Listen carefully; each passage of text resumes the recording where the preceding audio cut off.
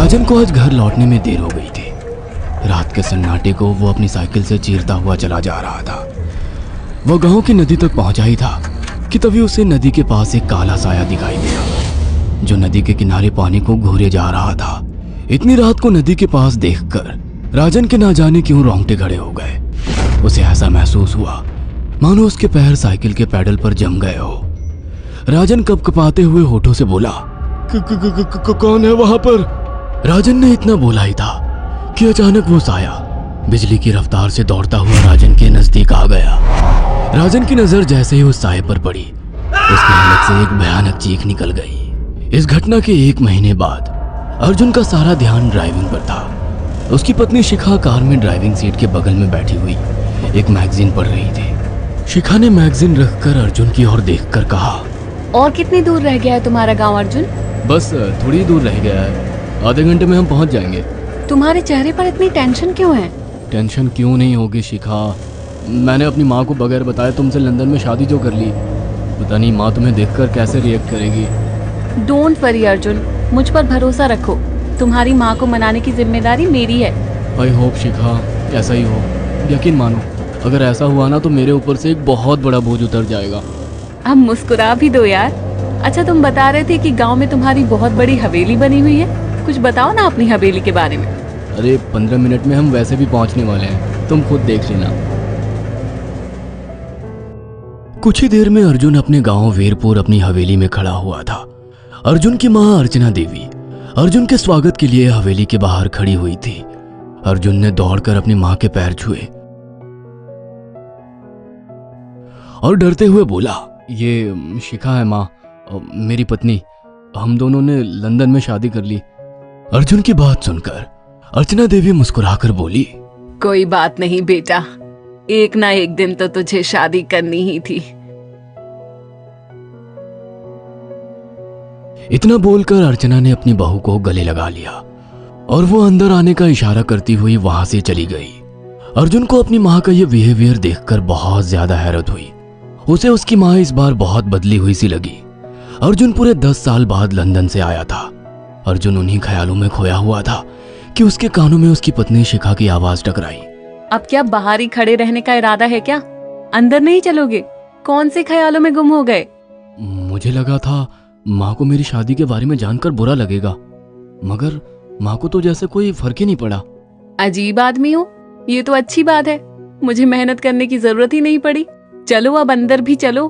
अर्जुन और शिखा अंदर की ओर चले गए। अर्जुन ने देखा कि उसकी हवेली में सन्नाटा पसरा हुआ था।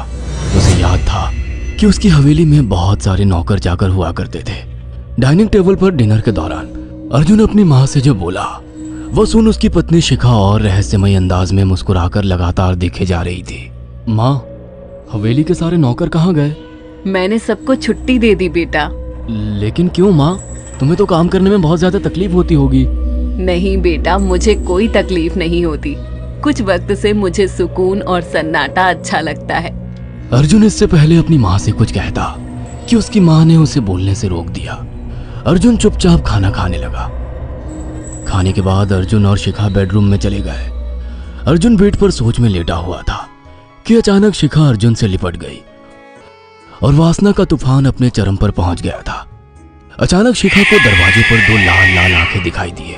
उसे ऐसा लगा जैसे कि कोई उसे देख रहा हो।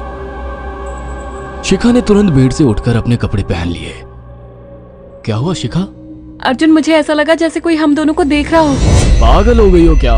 हवेली में सन्नाटा पसरा हुआ है, एक भी नौकर चाकर नहीं है। तुम्हें वहम हुआ होगा। तुमने तो सारा मूड खराब कर दिया शिखा, अब सो जाओ। उस रात अर्जुन तो गहरी नींद में सो गया, मगर शिखा की आंखों से नींद कोसों दूर थी।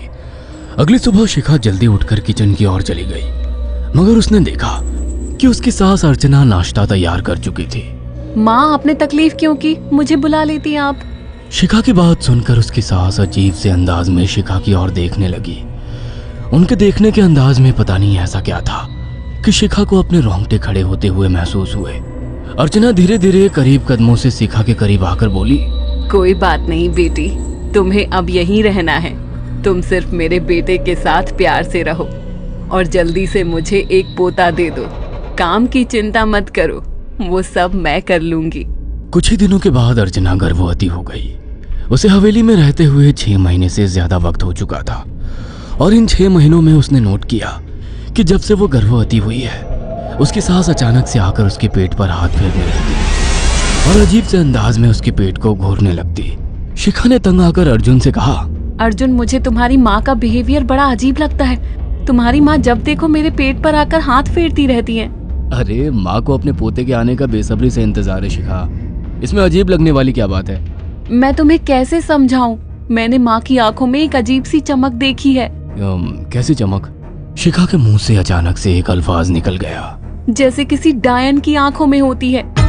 शिखा की बात सुनकर अर्जुन का गुस्सा 7वें आसमान पर पहुंच गया। वो गुस्से से चीखते हुए बोला, खबरदार शिखा, आगे एक शब्द मेरी माँ के खिलाफ मत निकालना, नहीं तो मुझसे बुरा कोई नहीं होगा। तुम्हें शर्म आनी चाहिए शिखा। जब से तुम यहाँ पर आई हो तब से मेरी माँ तुम्हारी कितनी चिंता करती है। वह तुम्हें समय से खुद नाश्ता बनाकर देती है, खाना देती है, यहाँ तक कि हवेली की साफ सफाई भी वो अकेली करती है। क्या बोलूं अब तुमसे, शर्म आती है मुझे तुम्हें अपनी पत्नी कहते हुए। इतना कहकर अर्जुन गुस्से से कमरे से निकल गया। शिखा अर्जुन से बहुत कुछ कहना चाहती थी मगर कह नहीं पाई। उसने महसूस किया था कि चाहे कितनी भी तेज आंधी और तूफान आए मगर हवेली के अंदर धूल की एक परत तक नहीं जमती थी और दिन ब दिन अर्चना के चेहरे की झुर्रियां कम होती जा रही थी। ऐसा लगता था मानो वो जवान हो रही हो। शिखा के अब 9 महीने कंप्लीट हो चुके थे और एक रात अचानक उसे प्रेगनेंसी पेन होने लगे। वो दर्द से तड़पने लगी। ये देखकर अर्जुन घबरा गया। वो दौड़ा दौड़ा माँ को बुलाकर लाया और बोला, माँ, हमें तुरंत शिखा को किसी अच्छे हॉस्पिटल में एडमिट कराना होगा। अर्जुन ने देखा कि उसकी माँ ने उसकी बात को सुना ही नहीं। वो तो बस शिखा के गर्भ की ओर आंखें फाड़ फाड़ कर देखी जा रही थी। अर्जुन एक बार चिल्लाकर कहा, माँ, हमें शिखा को इसी वक्त हॉस्पिटल में एडमिट कराना होगा। नहीं, शिखा की डिलीवरी हॉस्पिटल में नहीं, इसी हवेली में होगी। लेकिन इस हवेली में आपके और मेरे अलावा कोई नहीं है। तभी शिखा दर्द से तड़पने लगी। अर्चना ने अपने बेटे को धक्के देकर कमरे से बाहर निकाल दिया और दरवाजा बंद कर लिया। अर्जुन हक्का बक्का रह गया। अर्जुन दौड़ता हुआ गांव की ओर गया। उसने देखा कि गांव में एक पेड़ के नीचे गांव के सभी बुजुर्ग इकट्ठे थे। उनके हाथों में जलती हुई मशालें थीं। अर्जुन उनके पास पहुंच गया और बोला, मेरी मदद कीजिए, मेरी बीवी को प्रेगनेंसी दर्द हो रहे हैं। आप प्लीज किसी दाई को बुला लीजिए, जितना पैसा चाहिए देने को मैं तैयार हूँ। तभी उसके कानों में गांव के सरपंच की आवाज टकराई, बेवकूफ लड़के, तू अपनी बीवी को एक डायन के यहाँ पर मरने के लिए छोड़ आया। क्या कहना चाहते हैं आप? आप जानते हैं आप क्या कह रहे हैं? वही जो तू सुन रहा है। तेरी माँ एक डायन है। इन गांव वालों के हाथों में जो मशाले देख रहा है ना, हम तेरी ही हवेली में आग लगाने जा रहे थे। तेरी माँ ने इस गांव में ना जाने कितने नौजवानों को मार कर खाया है। तेरी माँ एक डायन है। लगता है आपका दिमाग खराब हो गया है। आप जानते भी हैं मैं कौन हूँ? हाँ, मैं जानता हूँ। तू ठाकुर धीरेन्द्र प्रताप का बेटा है। तेरे पिता को शक हो गया था कि तेरी माँ एक डायन है, इसीलिए उन्होंने तुझे हमेशा उससे दूर रखा। पहले तेरी माँ ने तेरे पिता को मारा और धीरे धीरे करके वह हवेली के सारे नौकरों को मार कर खा गई और फिर गांव वालों को भी मारने लगी। और अब तो तेरे होने वाले बच्चे को खाएगी, क्योंकि डायन को नवजात शिशु का मांस खाना बहुत पसंद होता है। अगर मेरी बात पर यकीन नहीं है तो चलकर मेरे साथ तो खुद अपनी आंखों से देख ले। इतना कहकर सरपंच अर्जुन को लेकर हवेली की ओर चल पड़ा। उसके पीछे कई लोग थे जो जलती मशाले पकड़े हुए थे। हवेली के अंदर घुसकर उन्होंने उस कमरे के दरवाजे को तोड़ दिया जहां पर शिखा थी। कमरे का मंजर देखकर अर्जुन के रोंगटे खड़े हो गए। उसने देखा कि उसकी माँ एक बेहद भयानक रूप में उसके बच्चे का मांस खा रही थी और उसकी पत्नी शिखा फर्श पर मरी हुई पड़ी थी और पूरा फर्श खून से लाल था। अर्जुन को अपनी आंखों पर यकीन नहीं आ रहा था कि तभी उसकी माँ उसके ऊपर झपटी। सरपंच ने चीखकर कहा, अरे इस डायन को आग लगा दो, जिंदा जला दो इसे और साथ ही इस हवेली को भी। सभी लोगों ने जलती हुई मशाले डायन के ऊपर फेंक दी।